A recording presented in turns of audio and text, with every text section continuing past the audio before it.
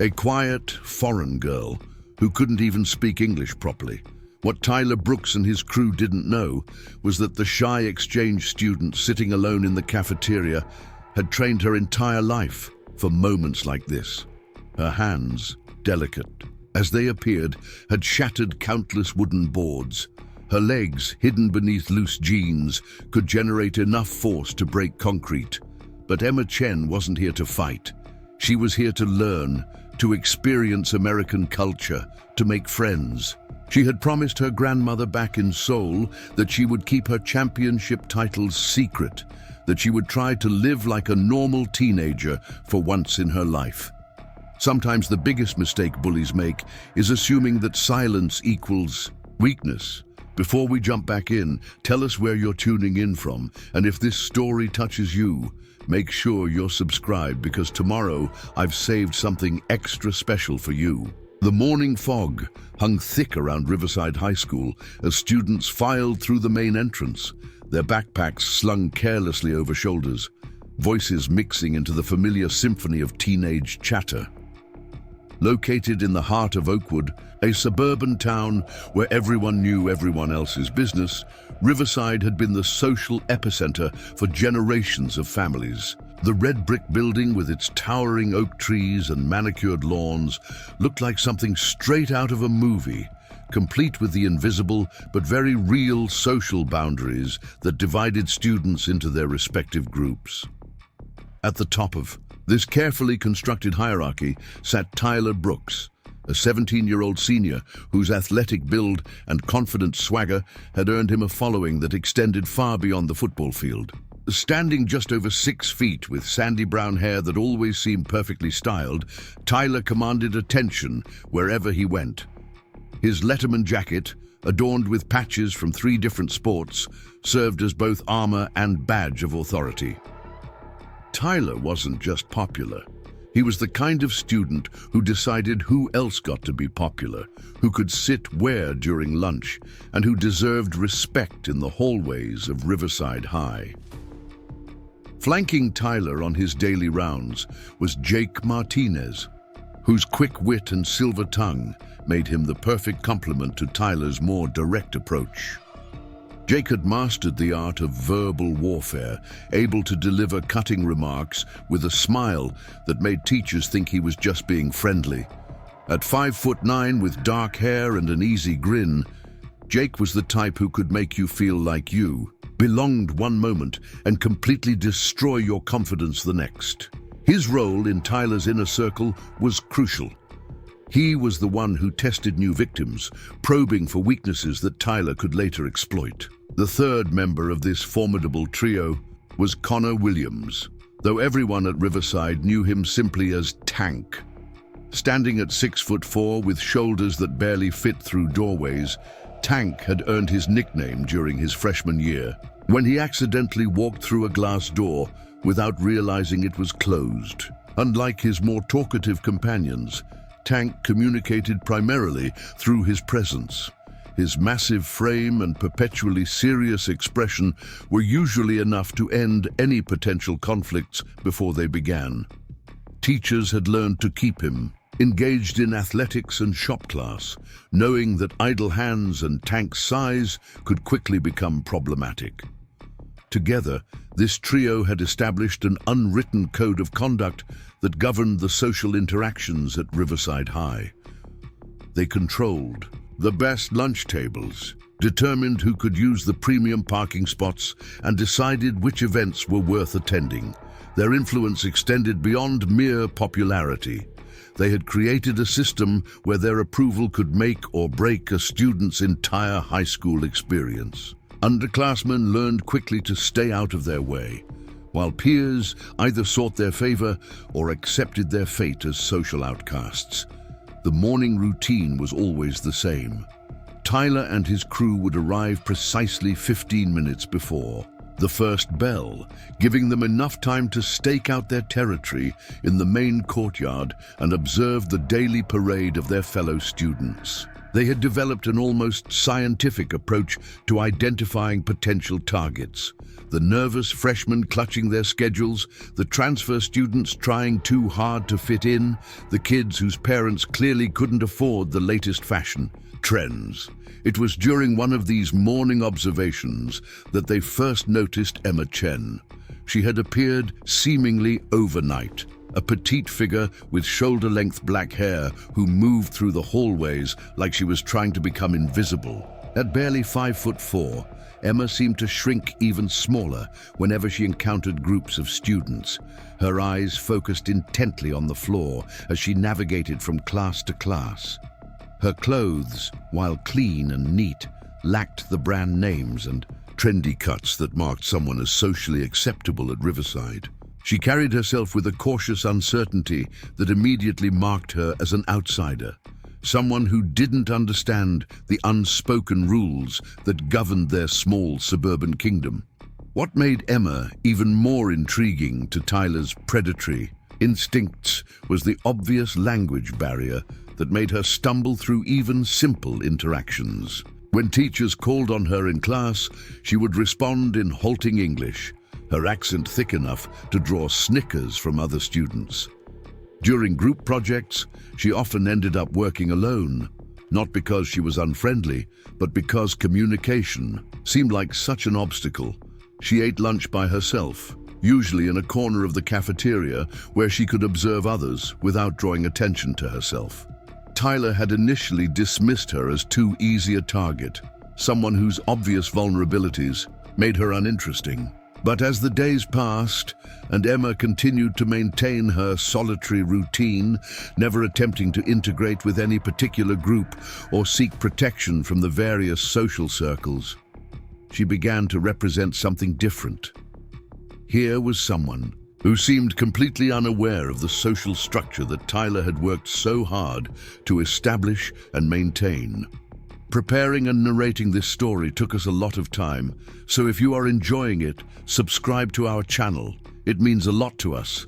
Now back to the story. Her very existence outside his sphere of influence felt like a challenge to his authority, a reminder that his power had limits.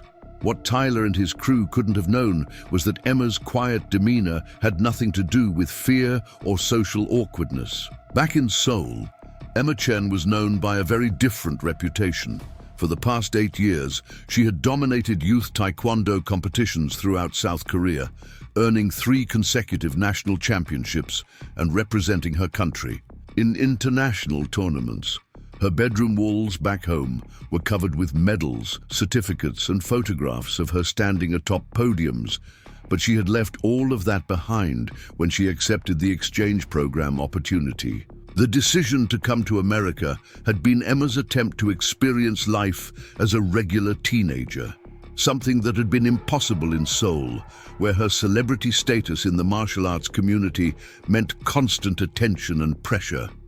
Her grandmother, a former taekwondo master herself, had encouraged Emma to embrace this chance for normalcy, to discover who she was beyond her fighting abilities. So Emma had made a conscious choice to keep her championship background secret, to try fitting in as just another foreign exchange student navigating the complexities of American high school life.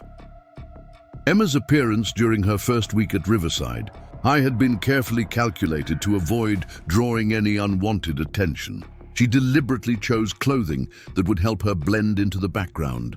Oversized sweaters that concealed her athletic build and loose-fitting jeans that hid the powerful leg muscles developed through years of intensive training. Her petite frame naturally helped her avoid standing out physically, but what most students interpreted as shyness was actually Emma's conscious effort to observe and understand this new environment before revealing anything about herself. The host family that had welcomed Emma into their home, the Johnsons, were a kind, middle-class family who had participated in the exchange program for several years. David Johnson worked as an accountant while his wife Sarah taught elementary school, and they had 2 younger children who were fascinated by having a Korean sister for 6 months. The Johnsons lived in a modest two-story house just 15 minutes from Riverside High, in a neighborhood where lawns were well maintained, and everyone waved to each other during evening walks. They had prepared extensively for Emma's arrival, even attempting to learn basic Korean phrases and stocking their refrigerator with foods they thought she might miss from home. Emma's bedroom in the Johnson house was a typical American teenage space, complete with pastel walls and furniture that had obviously been chosen to make her feel welcome. Sarah Johnson had spent hours decorating it with what she believed were appropriate touches for a Korean exchange student, including a small collection of K-pop posters and a few books about Korean culture that she had checked out from the local library. While Emma appreciated the thoughtful gestures, she found herself missing the simplicity of her room back in Seoul, where championship trophies and training equipment had created an environment that reflected her true identity. The morning routine at the Johnson house had quickly established itself during Emma's first week. She would wake up early, a habit ingrained from years of dawn training sessions, and would often be found in the kitchen before anyone else, quietly preparing herself. A simple breakfast while reviewing her class schedule for the day. David Johnson had tried to engage her in conversation during these early morning encounters, but the language barrier made their interactions stilted and awkward. Emma's English, while functional for academic purposes, lacked the casual fluency needed for comfortable social interaction.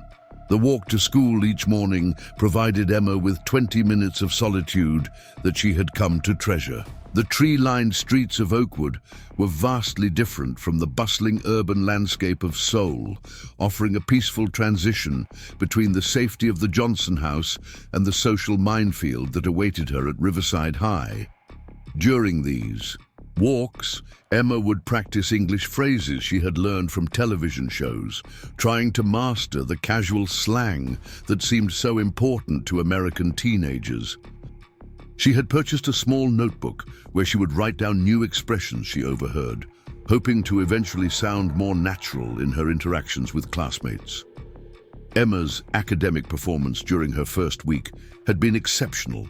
Despite the language challenges, mathematics and science required minimal verbal communication, allowing her natural intelligence to shine through without the barrier of language. Her teachers had begun to notice her quiet competence, the way she would solve complex problems while other students were still reading through the instructions. However, her reluctance to participate in class discussions had created the impression that she was either extremely shy or perhaps struggling more than her test scores indicated. The cafeteria at Riverside High represented the most challenging part of Emma's daily routine. The large space, filled with the chaos of hundreds of teenagers eating and socializing simultaneously, felt overwhelming to someone accustomed to the structured environment of training facilities and competition venues. Emma had quickly identified a corner table near the windows where she could sit with her back to the wall, a position that allowed her to observe the complex social dynamics while remaining relatively invisible to the various groups that dominated different sections of the room. During these lunch periods, Emma had begun to understand the intricate hierarchy that governed student interactions at Riverside High. She watched as certain tables commanded respect and attention, while others were clearly designated for students who existed on the social periphery. The patterns reminded her of the ranking systems in martial arts competitions, where skill and reputation determined status, except here the criteria seemed based on factors she didn't fully understand: clothing brands, family wealth, athletic achievements in sports she had never played, and social connections that had been established long before her arrival. Tyler Brooks and his crew occupied the prime real estate in the center of the cafeteria, their table positioned to maximize their visibility and influence over the entire space. Emma had observed their behavior with the same analytical approach she had once used to study opponents before competitions. She noticed how other students would adjust their routes to avoid passing too close to their table, how conversations would quiet when Tyler stood up to throw away his trash, and how even teachers seemed to give them a wider berth than other groups. Jake Martinez's role in the group dynamics fascinated Emma from a strategic perspective. She watched as he would engage with students from other tables, his friendly demeanor masking what Emma recognized as reconnaissance missions. Jake would return to Tyler with information about potential targets, social conflicts, or opportunities to extend their influence. His ability to appear harmless while gathering intelligence reminded Emma of competitors who would study their opponents between matches, looking for weaknesses to exploit during actual competition. Tank Williams's presence served a different function entirely. Emma had seen similar intimidation tactics in the martial arts world, where larger competitors would use their physical presence to psychologically dominate opponents before matches even began. Tank rarely spoke, but his massive frame and serious expression communicated a clear message about the consequences of challenging Tyler's authority. Emma understood that Tank's real power lay not in what he did, but in what everyone believed he might do if provoked. The other students' reactions to Tyler's group provided Emma with valuable insights into the social ecosystem at Riverside High. She observed how some students actively sought their approval, attempting to gain acceptance through gifts, favors, or by providing entertainment value. Others had clearly accepted their position in the social hierarchy and focused on avoiding negative attention rather than seeking positive recognition. A few students seemed to exist completely outside the system, either through luck or by maintaining such a low profile that they remained beneath Tyler's notice. Emma's training had taught her to recognize patterns and predict behavior based on observation, skills that proved surprisingly applicable to navigating high school social dynamics. She began to understand that Tyler's power came not from any official authority, but from the collective agreement of the student body to recognize his dominance. It was a system maintained through a combination of fear, social pressure, and the very human desire to belong to something larger than oneself, even if that belonging came at the cost of others' comfort and dignity. What none of her new classmates could have imagined was the profound loss that had driven Emma to seek this temporary escape from her life in Seoul. Just 8 months before her arrival at Riverside High, Emma's world had been turned completely upside down by a tragedy that shattered everything she thought she knew about herself and her future. Her parents, Dr. Michael Chen and Dr. Lisa Chen, had been returning from a medical conference in Busan when their car was struck by a drunk driver on a rain-slicked highway. The accident claimed both their lives instantly, leaving Emma orphaned at 17 and forcing her to confront a future she had never imagined having to face alone. The months following her parents' death had been a blur of funeral arrangements, legal proceedings, and the overwhelming task of deciding what to do with the rest of her life. Emma's grandmother, her only remaining close family member, had become her legal guardian and had tried desperately to provide the emotional support that Emma needed during this devastating period. But even her grandmother's wisdom and love couldn't fill the enormous void left by her parents' sudden absence, couldn't answer the questions about why such dedicated doctors who had spent their lives helping others had been taken so senselessly. Dr. Michael Chen had been a renowned cardiac surgeon at Seoul National University Hospital, a man whose steady hands had saved countless lives over his 20-year career. He had immigrated to South Korea from Taiwan as a young medical student, eventually meeting Emma's mother during their residency training. Dr. Lisa Chen had specialized in pediatric oncology, choosing one of the most emotionally challenging fields in medicine because she believed that children deserved the very best care during their most vulnerable moments. Together, they had built a life dedicated to healing others while supporting their daughter's martial arts career with unwavering enthusiasm and pride. Emma's parents had been her biggest supporters throughout her competitive taekwondo journey, attending every tournament and championship match, despite their demanding medical careers. Her father would study video footage of her competitions with the same analytical approach he brought to surgical procedures, helping her identify technical improvements and strategic advantages. Her mother would handle the emotional aspects of competition, helping Emma manage the pressure and anxiety that came with representing her country on international stages. Their sudden absence had left Emma questioning not just her future in martial arts, but her identity as a person. The decision to participate in the exchange program had been her grandmother's suggestion, presented during one of their many late-night conversations in the months following the funeral.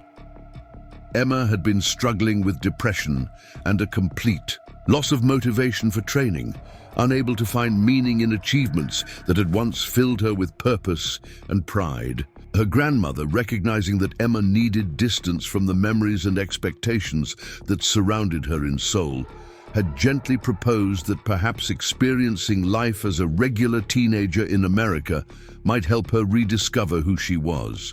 Beyond her athletic accomplishments and tragic circumstances, the application process for the exchange program had provided Emma with a sense of purpose during a time when everything else felt meaningless.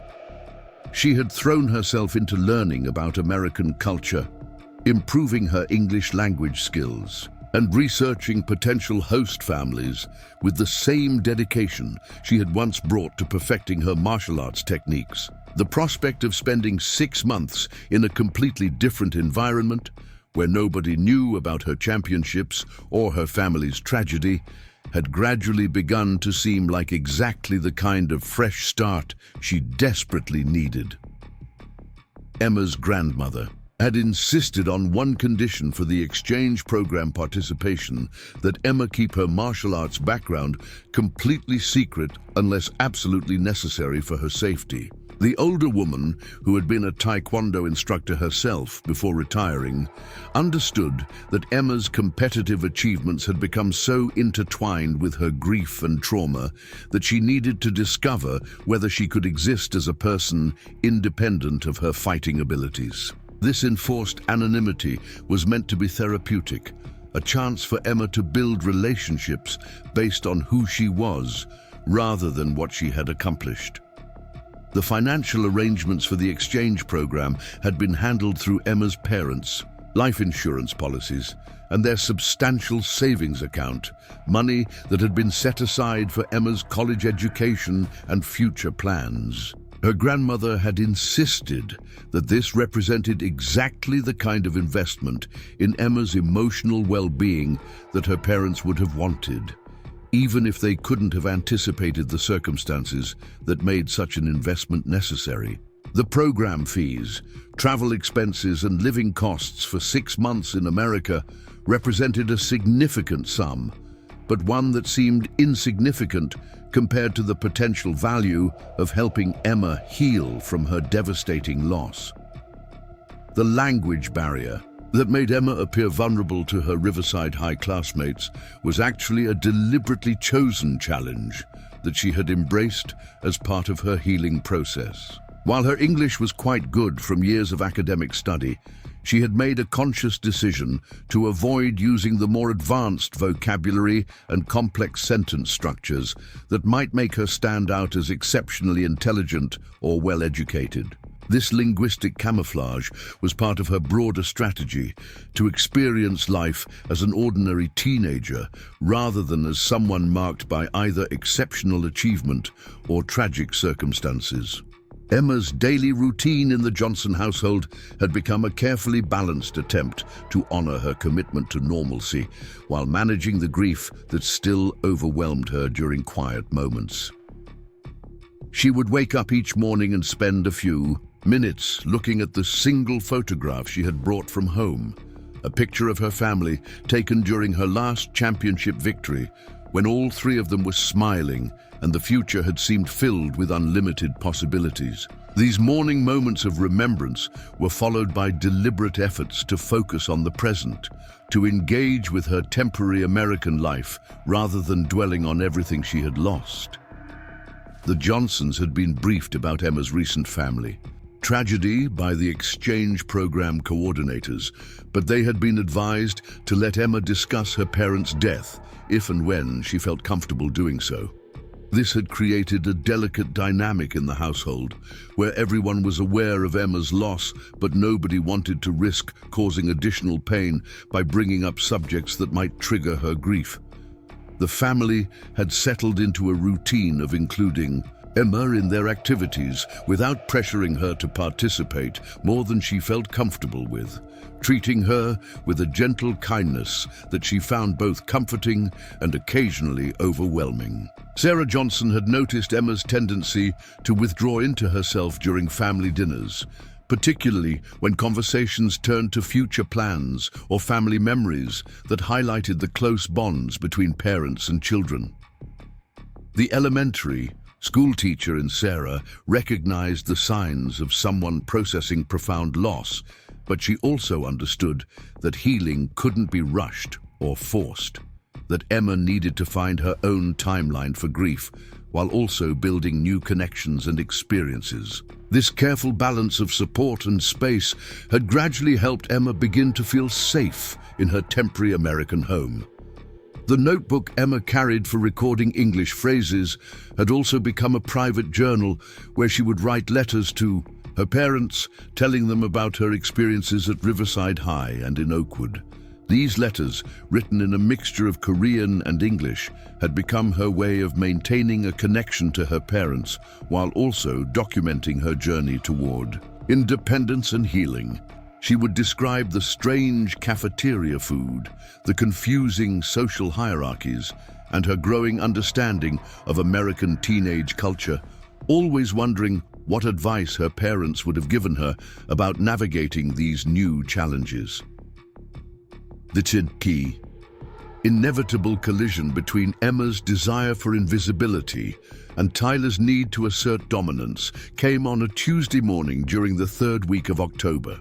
Emma had been successfully maintaining her low profile for nearly 3 weeks, carefully timing her movements through the hallways to avoid the peak traffic periods when Tyler and his crew were most likely to be holding court in their favorite gathering spots. She had developed a mental map of the school that included not just the locations of her classes, but also the territories controlled by various social groups and the safest routes between destinations. That particular morning had started differently than usual because of a scheduling conflict in the Johnson household. Sarah Johnson had needed to attend an early meeting at her elementary school, which meant that Emma's normal routine of walking to Riverside High was disrupted. David Johnson had offered to drive Emma to school on his way to work, an arrangement that seemed simple enough but ended up depositing her at the main entrance nearly 30 minutes earlier than her usual arrival.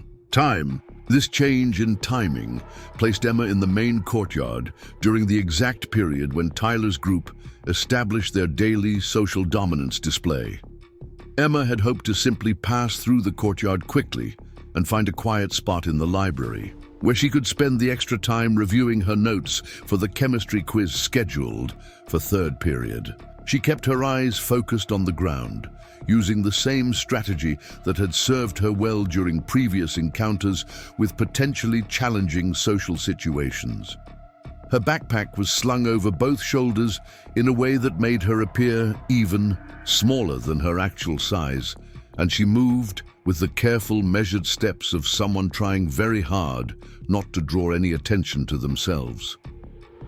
Tyler had been in the middle of recounting his weekend exploits to an audience of admirers when he noticed the solitary figure attempting to cross their territory without acknowledgement. The fact that someone would walk through what he considered his domain without paying appropriate respect felt like a direct challenge to his authority, particularly in front of an audience that included several underclassmen who looked up to him for guidance on how to navigate the complex social landscape of Riverside High. The timing was perfect for Tyler to demonstrate his power while also entertaining his followers with what he anticipated would be an easy target. Jake Martinez had been the first to spot Emma's attempted passage through the courtyard, and he immediately recognized an opportunity to provide Tyler with some morning entertainment. Jake's role in the group dynamics required him to constantly identify potential sources of amusement or targets for Tyler's attention, and the quiet foreign exchange student represented exactly the kind of low-risk, high-reward situation that could help establish the tone for the entire day. Jake whispered something to Tyler that caused the larger boy to look up from his conversation and focus his attention on Emma's retreating figure. The initial approach was classic Tyler Brooks psychological warfare, designed to maximize embarrassment, while maintaining the appearance of casual social interaction. Tyler called out in a voice loud enough to be heard by everyone in the immediate vicinity, his tone carrying just enough false friendliness to make his words seem almost reasonable to any adult who might overhear. He asked Emma if she was lost, suggesting that maybe she needed help finding her way around the school, his offer of assistance delivered with a smirk that made his true intentions clear to everyone present. Emma's response to Tyler's initial contact revealed the careful balance she'd been trying to maintain between avoiding confrontation and not appearing so weak that she invited further harassment.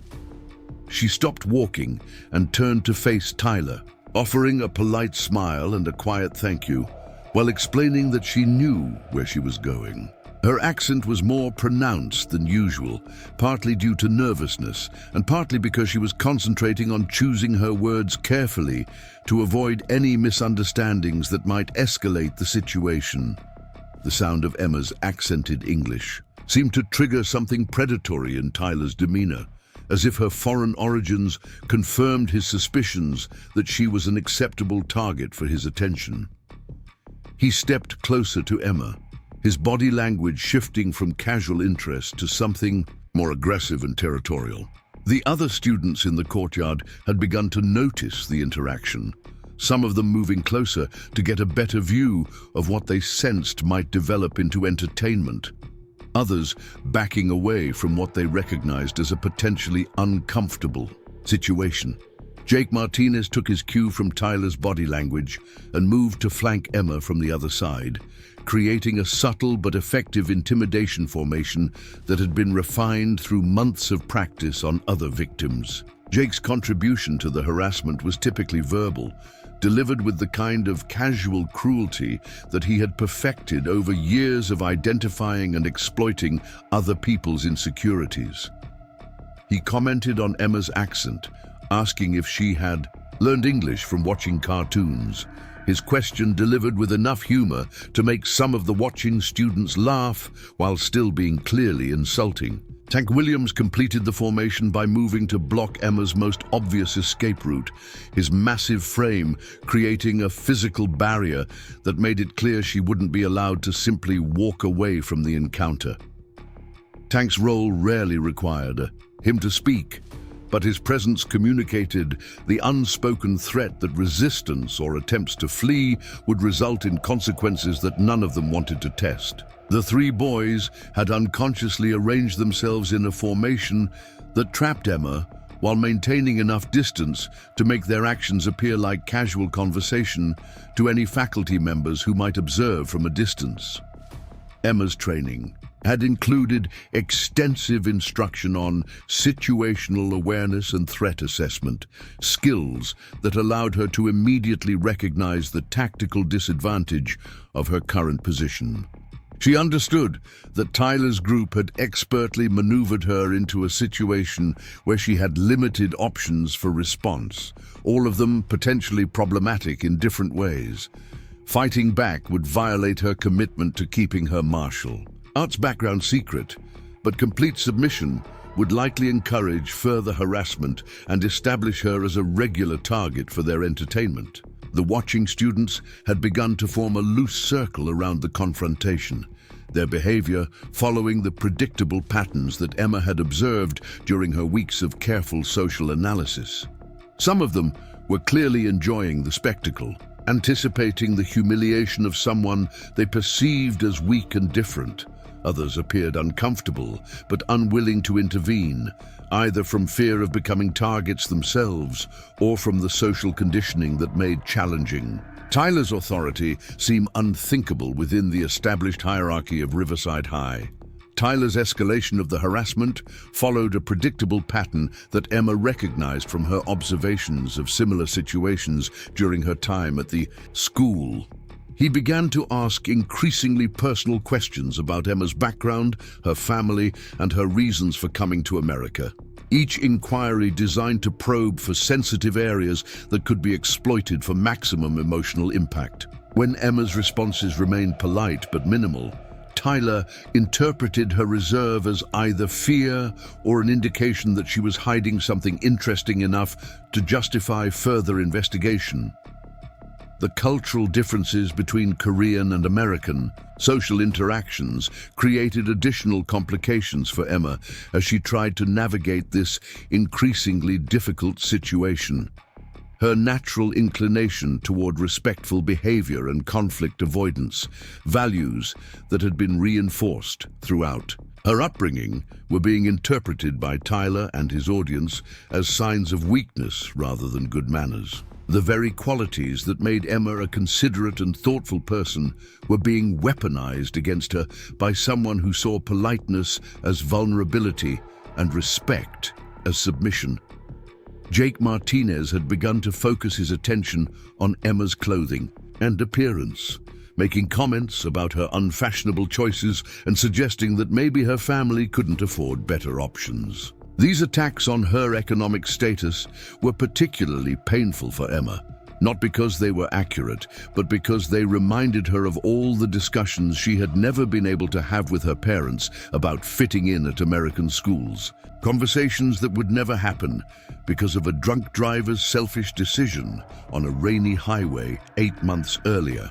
The moment that transformed the encounter from uncomfortable harassment into something far more serious came when Tyler decided to demand a demonstration of what he mockingly called Emma's karate skills.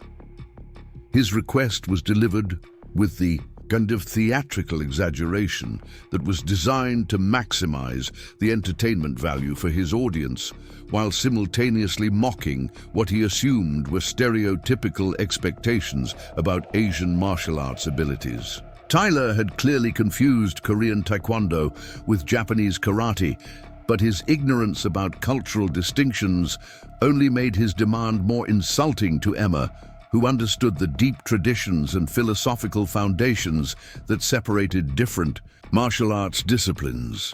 Tyler's challenge escalated quickly from verbal mockery to physical intimidation when he began to mime exaggerated martial arts movements, his clumsy attempts at what he imagined were authentic techniques drawing laughter from the surrounding students. He performed a series of awkward kicks and punches that bore no resemblance to any legitimate martial arts form, his movements so poorly executed that they would have been comical if the situation hadn't been so degrading for Emma. The watching.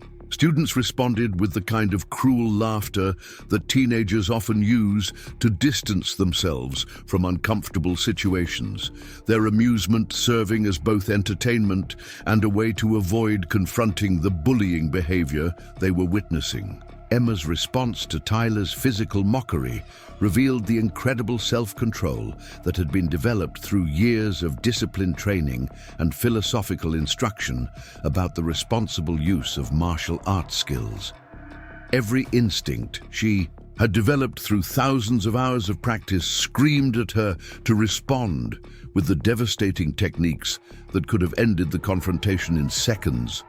But her commitment to maintaining her normal teenager facade held her back from actions that would have revealed her true capabilities. Instead, she attempted to deflect Tyler's aggression with humor, suggesting that she was much better at studying than fighting, a response that Tyler interpreted as confirmation of her weakness rather than recognition of her restraint. The situation reached its breaking point when Tyler decided to escalate from mockery to actual physical contact, reaching out to grab Emma's backpack in what he presented as a playful attempt to search for ninja weapons or other stereotypical items he assumed she might be carrying. This physical violation of Emma's personal space triggered every self-defense instinct she had ever developed, but her promise to her grandmother about maintaining her secret identity forced her to allow Tyler to rifle through her belongings. While the crowd of students watched with a mixture of excitement and discomfort, Emma's backpack contained nothing more exotic than textbooks, notebooks, and school supplies, but Tyler's theatrical search through her possessions served its intended purpose of demonstrating his power to humiliate her without consequences. When he discovered her journal containing the letters to her deceased parents, written in Korean characters he couldn't read, Tyler held it up like a trophy and began to speculate loudly about what secret messages it might contain. The violation of her most private thoughts and emotions was more painful for Emma than any physical assault could have been, representing the kind of cruelty that went beyond mere bullying into genuine psychological torture. Jake Martinez seized upon Tyler's discovery of the journal as an opportunity to suggest that Emma might be writing about other students, perhaps planning some kind of revenge against people who had been unfriendly to her. This accusation, delivered with Jake's characteristic ability to make malicious suggestions sound like reasonable concerns, caused several watching students to murmur uneasily and step back from Emma as if she had suddenly become dangerous. The irony of their fear was lost on everyone present, since Emma actually was far more dangerous than any of them could imagine, but not in the way Jake was suggesting. The confrontation concluded with Tyler's decision to keep Emma's journal as what he called evidence of her suspicious behavior, a theft that he presented as a public service to protect the student body from potential threats. Emma's quiet request for the return of her property was met with Tyler's demand that she demonstrate her martial arts skills in exchange for getting her journal back, a proposition that created an impossible situation for someone committed to maintaining her secret identity. The crowd dispersed gradually as the first warning bell rang, leaving Emma standing alone in the courtyard, her most precious possession in the hands of someone who had no understanding of its emotional significance. The rest of Emma's day passed in a haze of anger, grief, and frustration as she struggled to concentrate on her classes, while Tyler's theft of her journal felt like a fresh violation of her parents' memory. During lunch period, she sat alone at her usual table, staring at the spot where Tyler's group was undoubtedly entertaining themselves by attempting to decipher her private thoughts and feelings. The knowledge that her letters to her deceased parents were being treated as sources of amusement by people who had never experienced real loss filled Emma with a cold rage that reminded her why she had needed to leave Seoul in the first place. That evening, Emma sat in her room at the Johnson house, staring at the single photograph of her family and feeling more alone than she had since arriving in America. The theft of her journal had severed her daily connection to her parents' memory, leaving her without the outlet that had helped her process her grief and maintain her emotional balance. For the first time since making her promise to her grandmother, Emma began to seriously consider whether maintaining her secret identity was worth the cost of allowing Tyler Brooks to continue his campaign of psychological cruelty.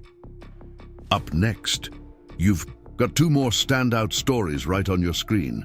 If this one hit the mark, you won't want to pass these up. Just click and check them out.